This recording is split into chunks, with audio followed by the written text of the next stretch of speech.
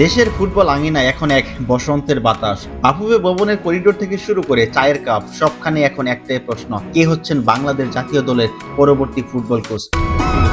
গতানুগতিকতার খোলস ভেঙে এবার বাফুফে এমন এক পথে হাঁটছে যা দেশের ফুটবল ইতিহাসে আগে কখনোই দেখা যায়নি। দীর্ঘদিন ধরে বাংলাদেশ ফুটবলে একটা আক্ষেপ ছিল, কোচ নিয়োগে বাফুফে বরাবরই সস্তা কিংবা অনভিজ্ঞ কাউকে বেছে নিত।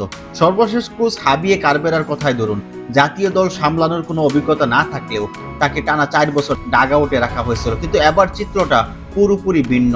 বাফুফে এবার হাত বাড়িয়েছে বিশ্ব সেরাদের দিকে। বিশ্বসেরা কোচদের আনার প্রক্রিয়ায় কাজ করছে হামজা চৌধুরীর ইফেক্ট।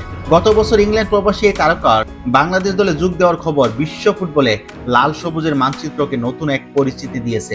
আর তার প্রতিফলন দেখা গিয়েছে কোচের আবেদনপত্রের টেবিলে। 230টি আবেদনের মধ্যে চমকপ্রদ তথ্য হলো 170 জনই ছিল উয়েফা প্রো লাইসেন্সধারী কোচ।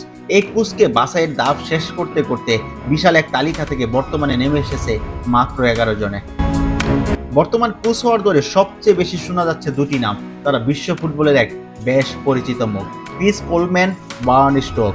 ওয়েলসের এই সাবেক কোচ ক্রিস কোলম্যান গ্যারেথ বেলদের মতো মহাতারকাদের সামলিয়েছেন।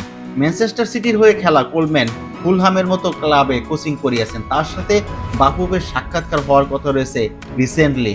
Burn Stoke Hungary, Kazakhstan, Borussia ডোটমান্ডের সহকারী হিসেবে কাজ করছেন। খেলোয়াড় হিসেবেও জার্মান লিগে রয়েছে বিশাল এক অভিজ্ঞতা। আগে যেখানে বাংলাদেশ কোচের বেতন ছিল $8 থেকে 10,000, এবার বাফুফে সেই বাজেট বাড়িয়ে $15 থেকে 20,000 করেছে। এমনকি আরো হাই প্রোফাইল কোচ নিশ্চিত করতে যুব ও ক্রীড়া প্রতিমন্ত্রী আমিনুল হকের দ্বারস্থ হয়েছেন তাবিথ আওয়ালের নেতৃত্বাধীন বাফুফে। সরকার থেকেও মিলছে সবুজ এক সংকেত। ফলে বেতন $25 থেকে 30,000 পৌঁছালেও অবাক হওয়ার কিছুই থাকবে না। বড় নামের কোচ মানে বড় এক প্রত্যাশা আর বাড়তি সুযোগ সুবিধার চাহিদা।